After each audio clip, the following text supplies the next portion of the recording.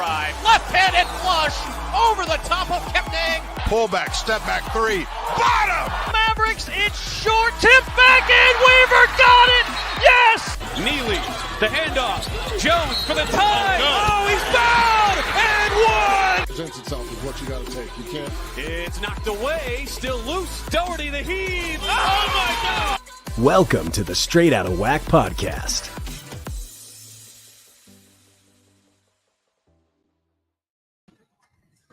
What's up, everybody? It is January 6th here from the UCCU Center, sitting courtside as I get ready for this Utah Valley, Southern Utah I-15 rivalry game going down here on this busy Saturday slate of WAC hoops. If you remember right, there was a game about 10 months ago that took place at the Orleans Arena. Utah Valley led by 23 with about just under 16 minutes to go. And, well, let's just say that Utah Valley did not win that ball game, right? Tevian Jones hit a three-pointer with about 10 seconds left, or with about 4 seconds left, excuse me. He got fouled, hit the free throw, 89-88 Southern Utah they had the lead. Utah Valley got a good look, but Justin Harmon's layup, he never got full control of the basketball after it was tipped out to him and couldn't lay it in like he normally does.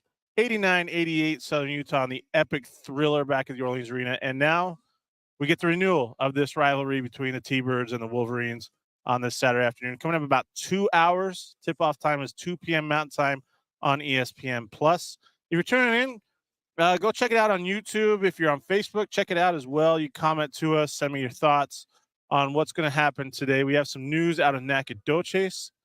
Philip Russell and Dejuan Gordon are out for the Mavericks as they take on SFA at the Sawmill. Big loss for the Mavs. Philip Russell went down late with an ankle injury in the loss to Tarleton on Thursday. Dejuan Gordon is dealing with a knee contusion right now, so hopefully those guys can get back on the floor soon. We'll talk about that game in a little bit. But it is a busy, busy day. This Utah Valley team is a whole new team. There's two new coaches in this rivalry game. Rob Jeter for Southern Utah, who took over for Todd Simon. Todd Phillips was the associate head coach for Utah Valley last year, and now he's the head coach. Mark Madsen left for Cal, so he knows about this rivalry. Drake Allen, who played for Southern Utah in that ball game last year, is now at Utah Valley. He played a lot of minutes. Braden Housley and Zion Young didn't play in those games last year against Utah Valley.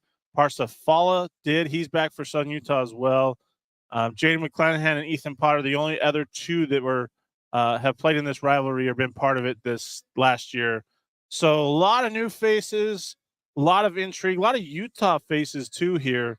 So it'll be very interesting to see what happens here at the UCCU Center. Like I said, tip-off coming up at 2 o'clock Mountain Time on ESPN+. If you're not able to watch it, you can always go to the ESPN 960 app and listen on the radio.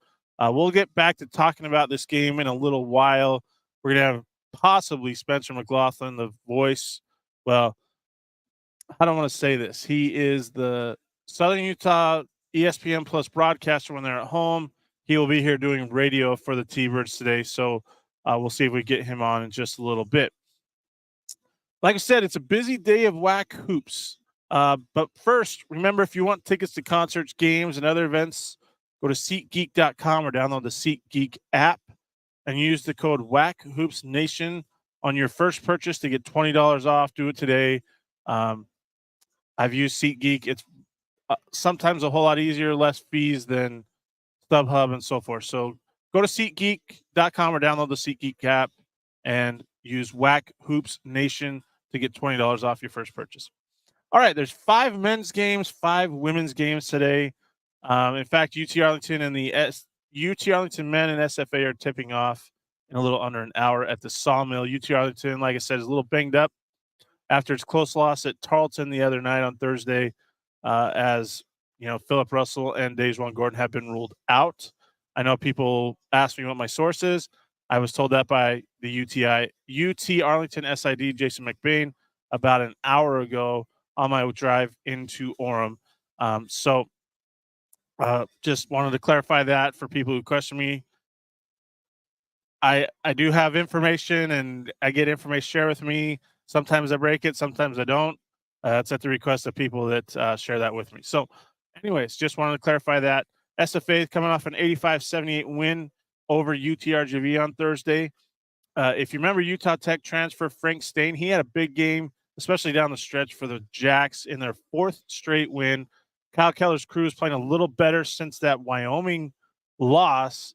They had a weird stretch there after they beat Drake back in November, but now it seems like they've righted the ship a little bit, and a big game there for the Jacks to stay in contention for the regular season title at the Sawmill today. In other men's action, Seattle U hosts California Baptist, 3 p.m. Pacific tip-off at the Red Hawk Center.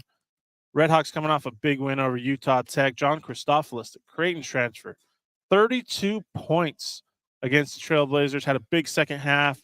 And, the interesting thing we have to wait and see is how he and Cam Tyson will play together now that he's back off now that Christophilus is back off his hand injury. These games between CBU and Seattle U have been so good over the years with the Redhawks. And, they played the Lancers and Redhawks have played some overtime games. They've played some games that come down to the last possession. It's just been – those games are interesting. The West Coast, tie in there. And it's just a very, very good basketball game. CBU's lost 2 straight, New Mexico State and Utah Valley. So we'll see how they play in their 3rd straight road game. Dom Daniels was really good on Thursday. But they need to get more scoring, more offense. They've struggled offensively these last 2 games. A lot of lulls for the Lancers scoring-wise. I believe they finished there was a couple 5-minute stretches of no points for the Lancers against Utah Valley on Thursday, so they got to break that trend and consistently score against a Red Hawk team that plays really well at home.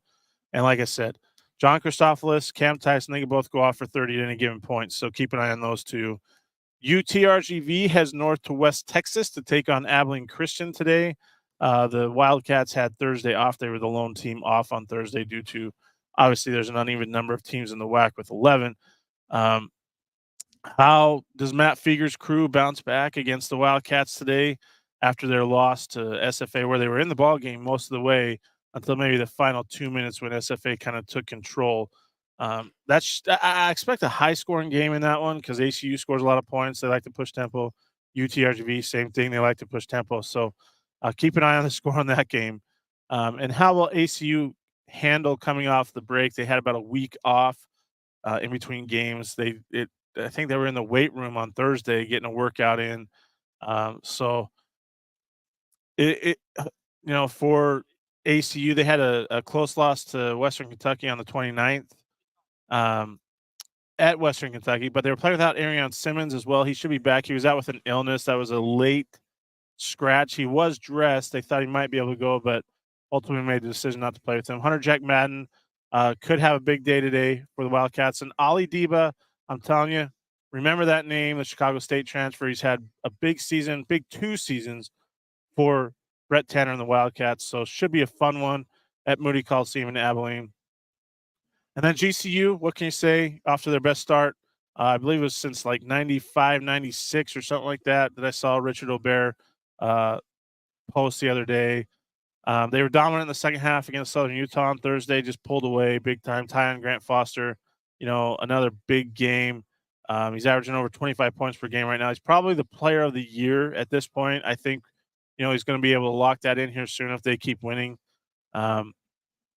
They didn't have to travel far. They went 50 miles south of Cedar City to St. George.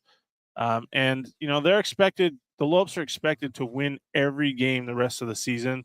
That could lead to a 30-win season.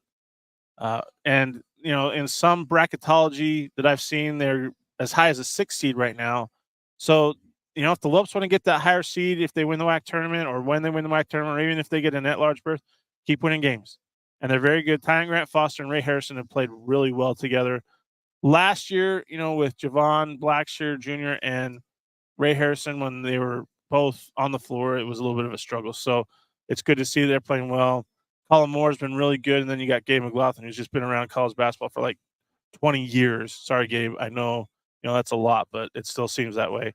But they faced a Utah Tech Trailblazer team that was 2-0 in WAC play, then had 3 straight losses, then went up to Seattle U on Thursday, hung around in the first half, but then the second half got away from them. John Christophilus went off.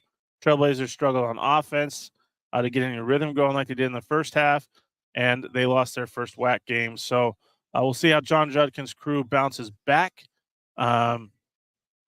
At home at Burns Arena tonight. It's a 7 p.m. tip-off, 7 p.m. Mountain Time tip-off down there in St. George. It's how do I want to say this? It's a game of veterans against youth. I mean, yeah, John Judkins has Tanner Christensen and Noah Gonzalez, but the rest of that team is really young, doesn't have a lot of D1 experience. So we'll see how that plays out. We've seen Utah Tech play GCU really well, and even I believe they beat if I remember right, they beat the Lopes 2 years ago in St. George. So it's not all around the possibility that could happen, but the Lopes are a 12.5-point favorite tonight in St. George, 13.5 according to ESPN Bet. Excuse me. So here's the lines for these games tonight: SFA -6.5, Utah Valley -6.5, ACU -9.5. Seattle U -6.5, and GCU -13.5. Those were about an hour and a half ago that I looked those up. They may have changed since then. So just giving you an idea of what others think about the games today. We're going to take a quick break, and then I'll come back and look at some women's games. There's a big one going on in Phoenix tonight, or rather today, this afternoon. It's a big one. Let's just put it that way. And I will come back in about 30 seconds.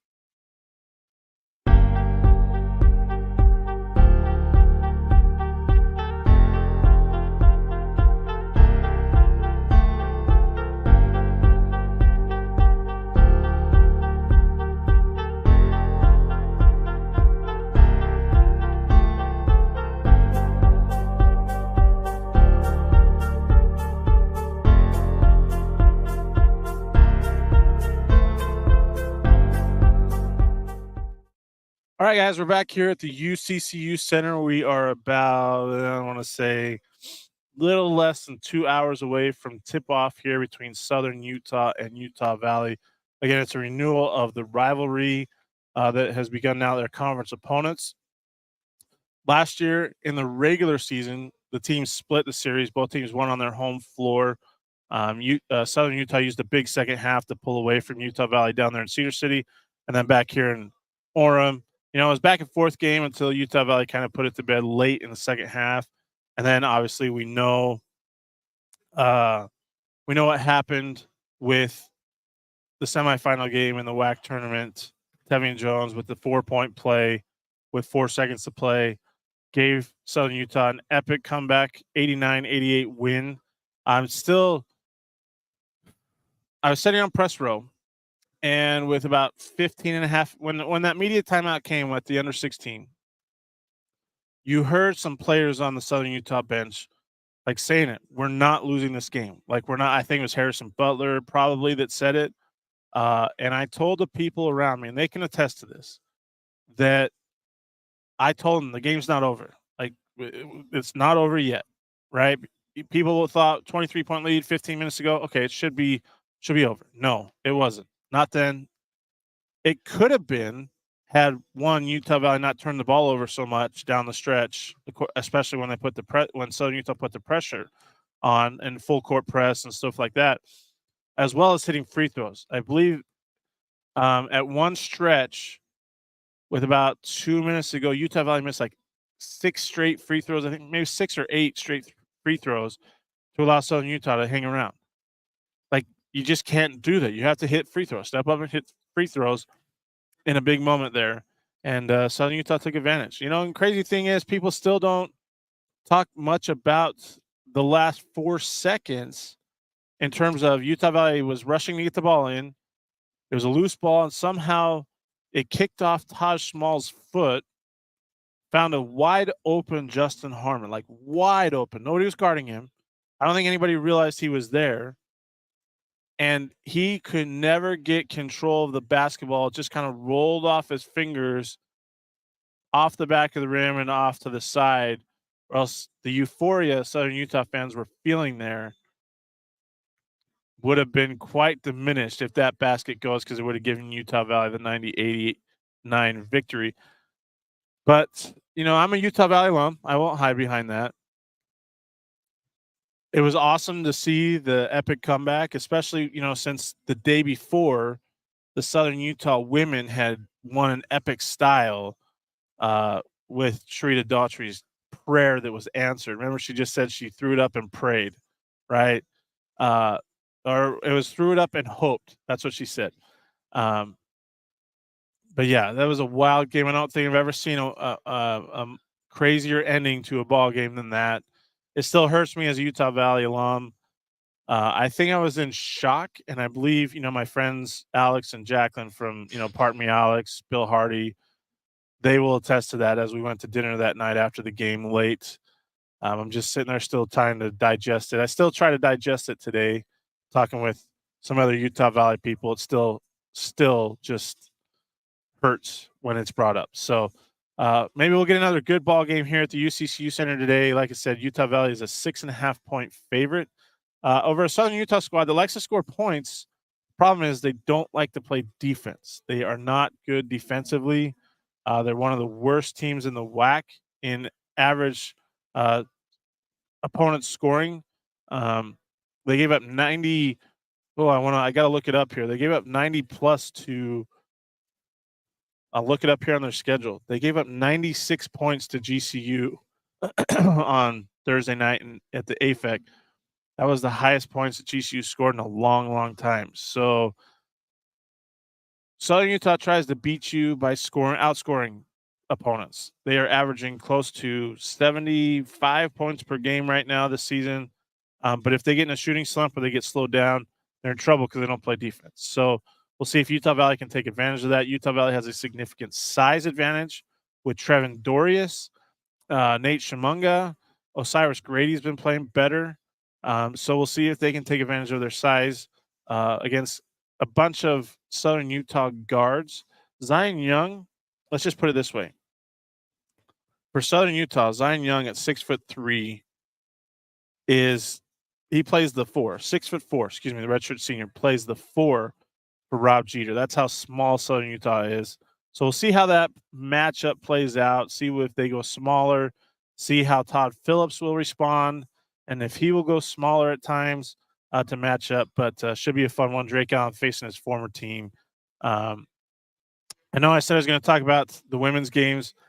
I just wanted to get that off my chest about this Southern Utah Valley game. I'm still waiting for Spencer McLaughlin, and he'll have some thoughts on this in a little bit. They were leaving the hotel at noon. So we'll come back in 30 seconds, and we'll talk about the women's games.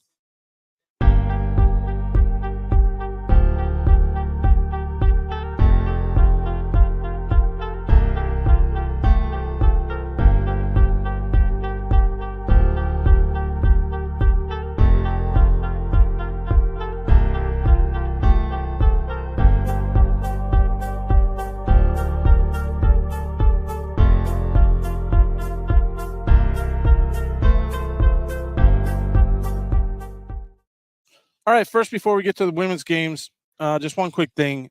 Make sure you subscribe to the WAC Hoops Nation Substack page. We offer free or paid subscriptions. Free subscriptions will get you the women's basketball newsletter twice a week and men's basketball newsletter 3 times a week in your inbox. If you become a paid subscriber, whether it's monthly or yearly, you get feature stories, some in-depth content from around the WAC, and more. Excuse me. It's 50% off your subscription for the next year, for the next 12 months. Like I said, either your monthly or yearly subscription. A monthly subscription, normally $8 a month, down to $4 a month right now.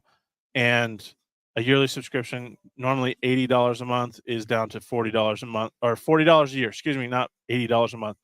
$80 a year, $40 a year now with the 50% off for your subscription. So all your support is appreciated. Those who have a paid subscription, we're so blessed, so grateful, and want to just say thank you for that as you're watching. Anyways, let's talk about this women's basketball slate. Like I said, there's a big game in Phoenix. You have Utah Tech and preseason player of the year, Brianna Gillen, heading down south to take on a red-hot Loeb squad that's looking for their 4th straight win after they blew out Southern Utah on Thursday. The question is, will Tiara Brown and Trinity San Antonio play for GCU today. Neither played in the win over Southern Utah. I believe I'm going to go back to one of my contributors, Chelsea Mendelson.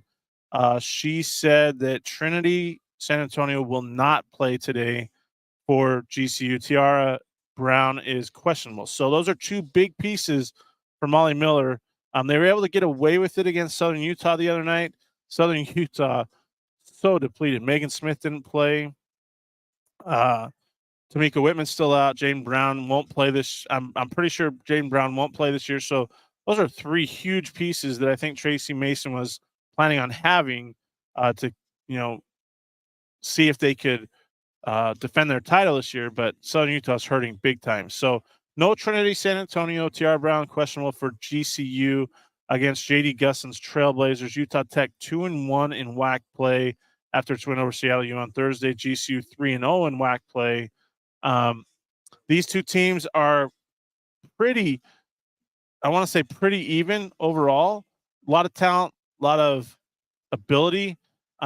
JD Gusson's team maybe a little bit more experience per se, but they're also hurting too. Emily Isaacson tore ACL, and Amber Karshner hasn't played a game yet for Utah Tech, so they're still a little iffy. Grand Canyon trying to stay in that mix for 1 or 2 seed. They, along with California Baptist, the Lopes, let's just say the Lancers and the Lopes have a stranglehold on the 1-2 seeds right now. California Baptist at 3.69 points, Grand Canyon 2.67, and then the next closest is SFA at 0.72. So Utah Tech is in that 5 seed range right now at minus 1.38. So a win for the Trailblazers would give them 0.73 points. It still wouldn't bring them out of the negative, but it would be a huge boost to them to move up to the 4 seed spot, depending on what UT Arlington does against Stephen F. Austin in College Park Center today. But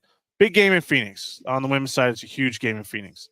The SFA Lady Jack. Oh, there's my guy, Spencer.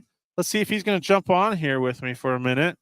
We'll get back to the women's games, but Spencer just showed up. So let's have him jump on and let's talk some hoops here, buddy. Let me unmute you here. That would be fantastic. That way I could hear myself. There Everybody you go. else could hear me. Look at this guy. Let's work it in. We're just sliding in. Am I Chris Collinsworth now? Kind of. I'm excited. I'm glad that you're here. I'm glad you stopped by. Too. Yeah, great to be with you. I was telling people about my experience with that game last year in the WAC semis. You were on the other side of that. I was indeed on the other side of that from a rooting standpoint, and that was one of the craziest games I think I've watched in the last few years. I've seen a lot of crazy college basketball games, and man, I tell you, I was not on the call for that game, but I was watching, and man, I was dialed in, and I remember just feeling a sense of hopelessness with 6 minutes to go. Like, man. Well, I got to ask you, when you saw Utah Valley get up by 23 at the under 16 timeout, did you think it was over? Yeah. Like, did you think it was done? Yeah.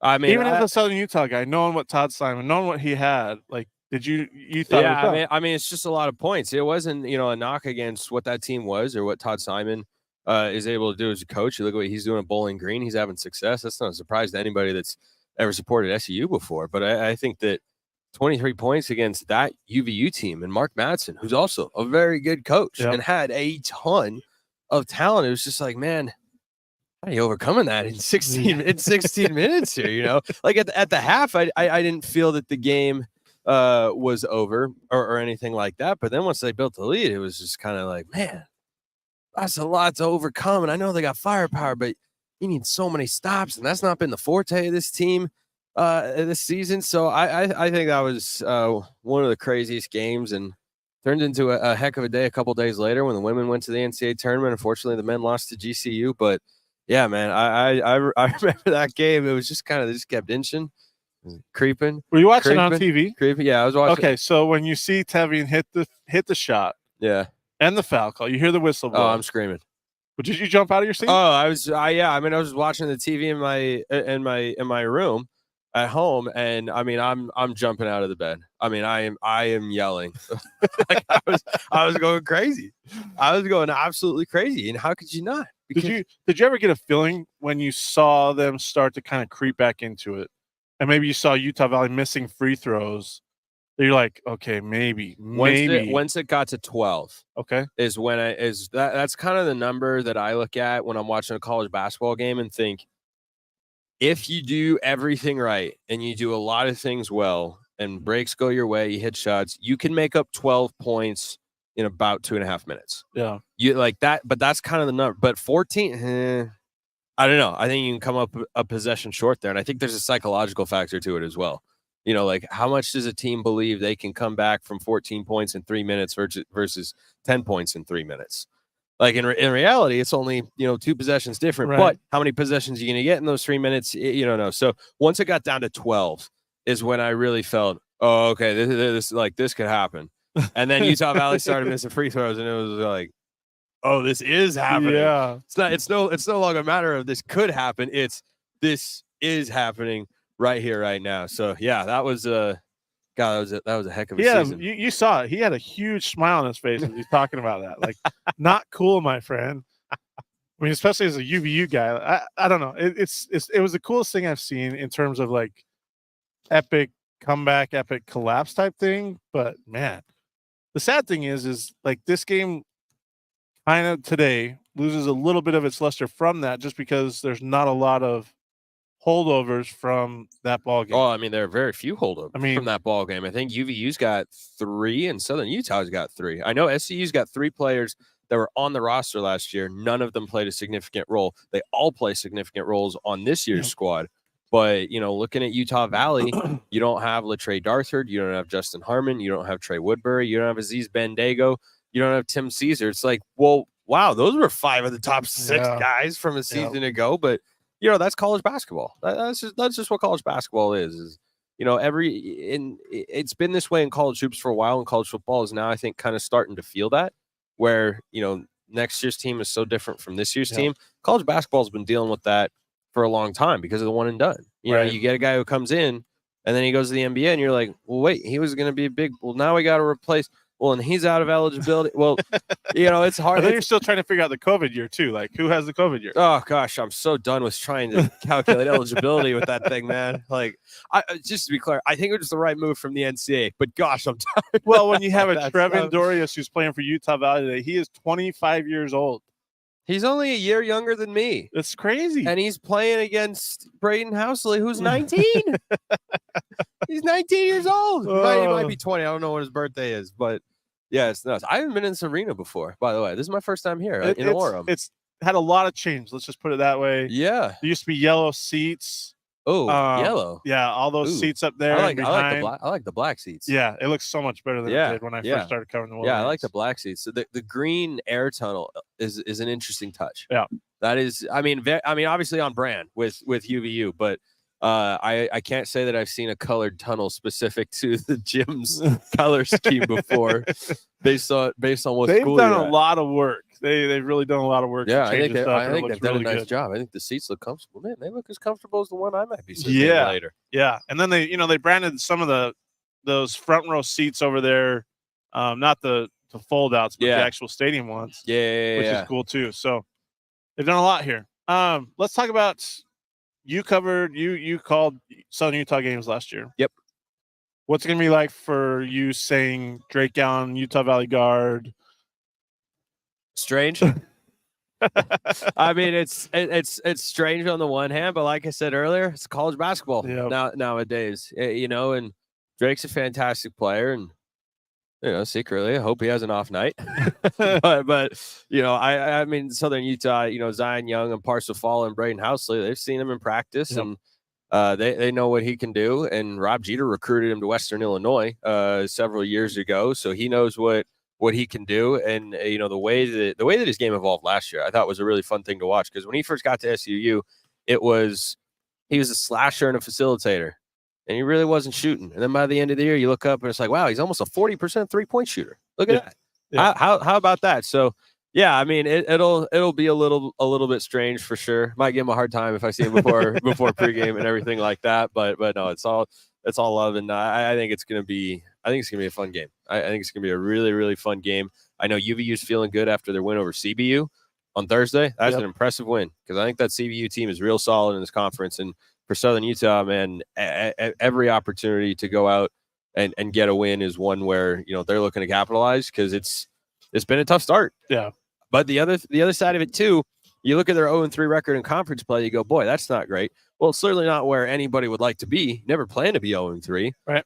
But when you start with CBU, Seattle U on the road, and then GCU, I mean, can you draw up a tougher start to conference play? And Utah Valley now, this too. year's WAC, and now Utah Valley, and this is on the road. So, yeah, I think that it's just it's a really, really tough start for Southern Utah to conference play. But, this is a game. I mean, they've shown, and Coach Jeter talks about this a lot, like they in spurts show an ability to play at a high level. I mean, you go watch the first 13 minutes of that GCU game, they led most of the way. Yep. They led most of the way, but then it falters, it slips, and they have lapses, particularly at the defensive end. That can get them out of rhythm offensively, and I think that's where, their weakness has been and where they haven't been able to string together consistent production this year and why their record looks the way that it does. But it also, they're 5-9 overall in the season. They got 2 losses at the buzzer. Yeah.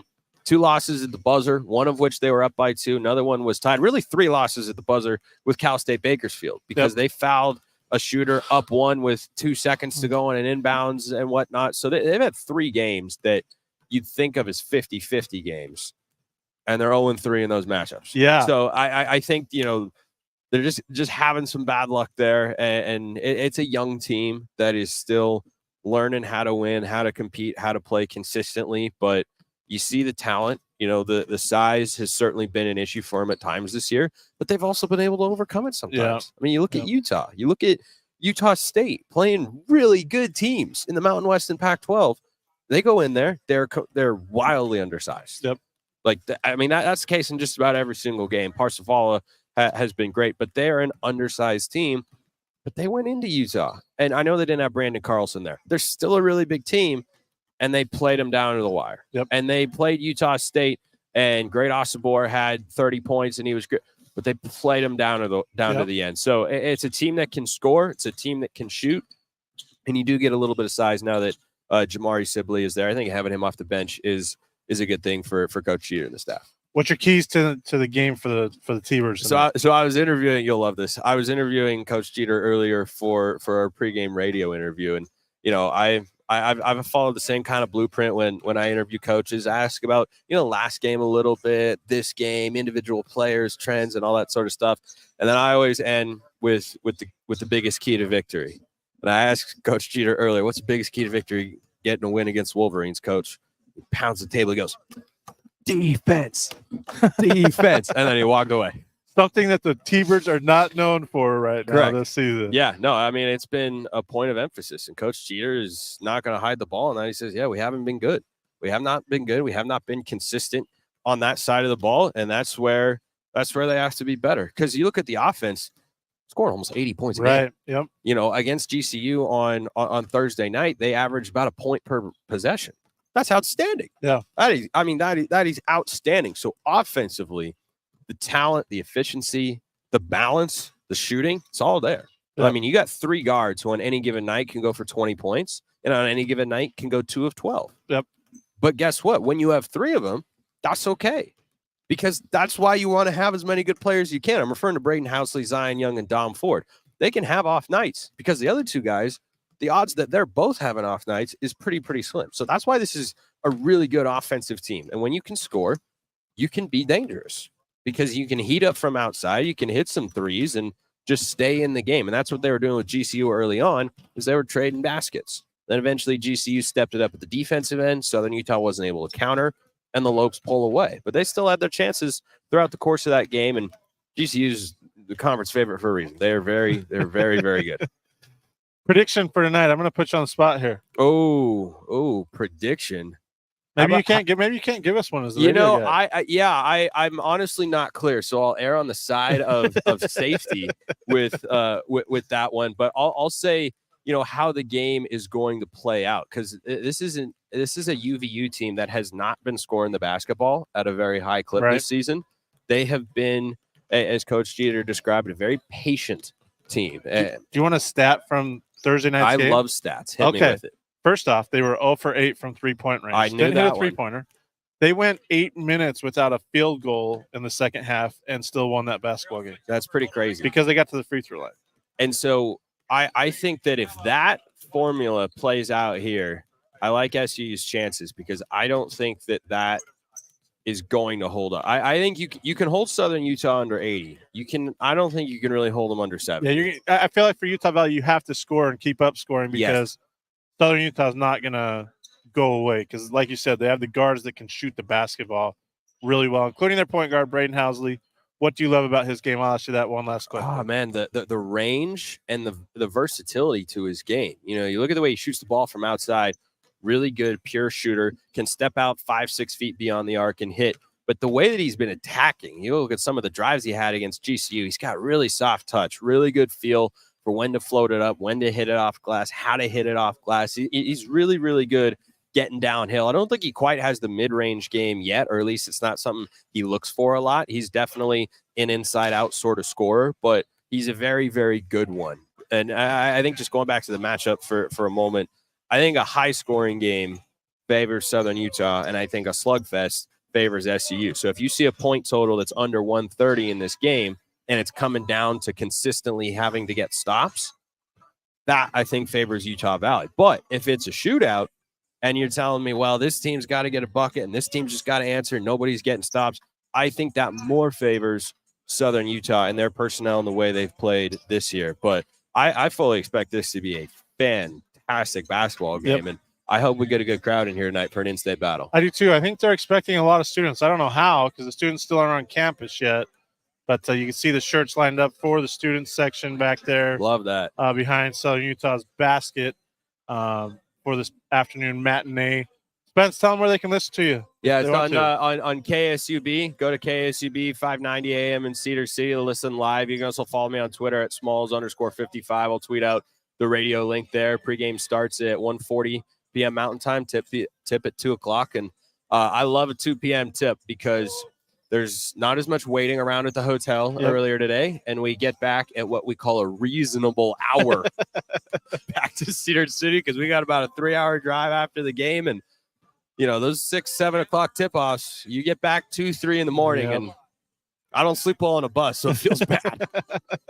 All right, Spence, I'll let you get going to set up your stuff. And always a pleasure, my friend. Great talking to you, Kyle. All right. Go Birds. Spencer McLaughlin, the radio voice of the voice of the T-Birds right now.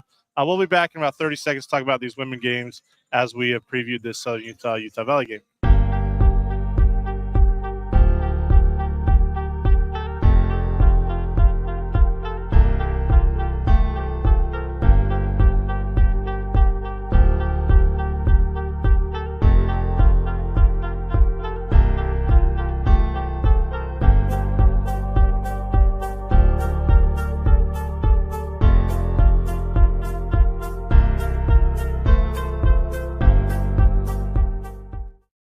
All right, we're back here. We're about a little less than 90 minutes away from tip-off, about 22 minutes away from tip-off in Nacogdoches, where SFA and the UT Arlington men get tipped off on this busy Saturday slate. So back to the women's games. We talked about the GCU-Utah Tech game.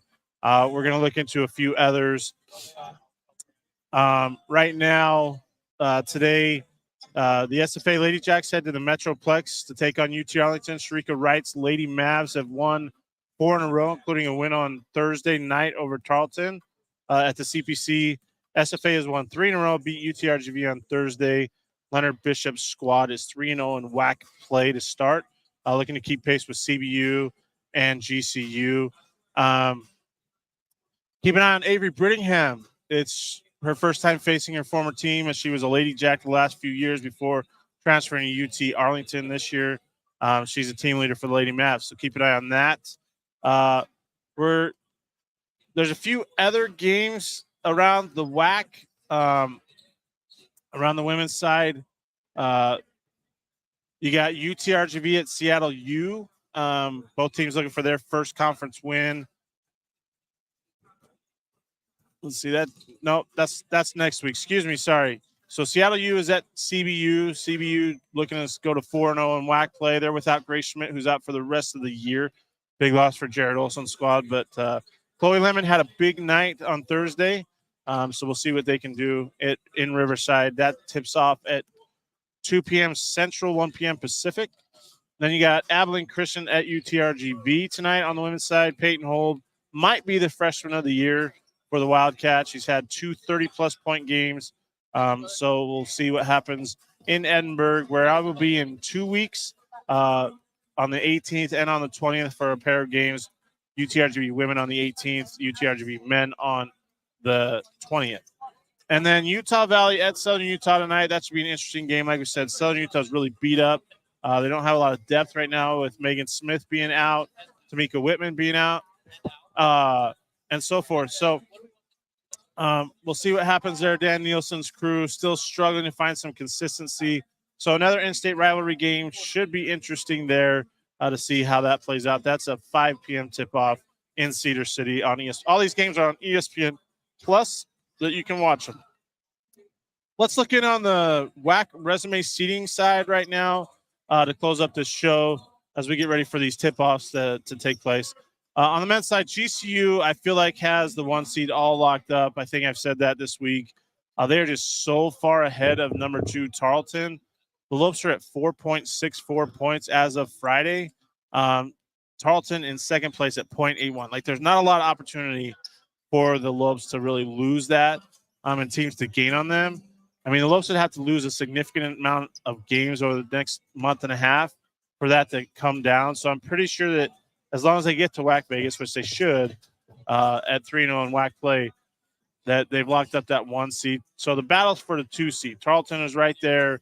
Seattle U is in the mix right now, too. I think Tarleton and Seattle U could be playing for that 2 seed. Remember, they get a bye to the WAC semifinals this year because they're going back to the ladder bracket with 8 teams being in WAC Vegas.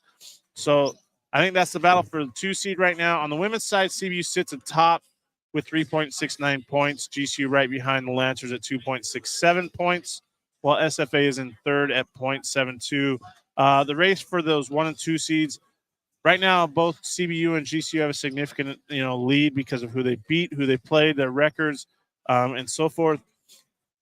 CBU, despite being 11-1 overall, hasn't quite pulled away from GCU because GCU has good wins at Arizona State and over Middle Tennessee. I believe these two are on pace to be the 1-2 seeds unless something drastic happens during conference play. SFA, we'll see what they can do. Like I said, UT Arlington's won 4 in a row. So just keep an eye on this race. This race on the women's side is going to be very, very interesting to watch. Remember, who goes to WAC Vegas is determined by conference standings, the record in conference play. So, somebody could be, the 3 seed right now or 4 seed, but they may not even make the WAC tournament depending on what happens. So we'll see. It's a wild system, a wild way to set it up. One thing I do want to clarify, I got this question asked of me the other day. Zach Cecil asked it, and I got clarification from the WAC. I'll show you Zach's question. He asked me who gets the AQ to the NCAA tournament if either Tarleton or Utah Tech wins, since they're ineligible to go this year. This is their final year of the transition phase. I got confirmation from Drew Sparrow, the associate commissioner of the WAC of basketball, that let me see here. He said the highest eligible seeded team. So that means, let's say if GCU doesn't win the WAC tournament and they were the highest seeded team, they were the highest seeded team, they would represent the WAC at the NCAA tournament if Tarleton or Utah Tech wins. So just want to throw that out there. Anyways, like I said, busy day of WAC hoops. 5 games on the men's side, 5 games on the women's side. Men tip off the first game in about 15 minutes from Nacogdoches. UT Arlington at Stephen F. Austin. Philip Russell and Dejuan Gordon are out for the Mavs. So we'll see how they can battle without 2 of their leaders. On the women's side, there is a game tipping off. Let's see, that is 2 p.m. Mountain Time. So Seattle U and California Baptist at 2 p.m. Mountain Time. Stephen F. Austin, UT Arlington, tip off 2 p.m. Central Time, so in 15 minutes. Abilene Christian and UTRGV tip off as well in 15 minutes down there in Edinburgh. So everybody enjoy a busy Saturday of WAC hoops. Conference play is upon us. We have a big one here in Orem, UVU, and Southern Utah in-state rivalry battle of I-15. But enjoy the games, and we'll see you on the next episode of the Straight Out WAC Live show. Thanks for listening to the Straight Out WAC podcast. You can find us on Apple Podcasts, Spotify, and other podcasting platforms. Be sure to subscribe so you never miss an episode. Remember to follow WAC Hoops Nation on all your favorite social media platforms.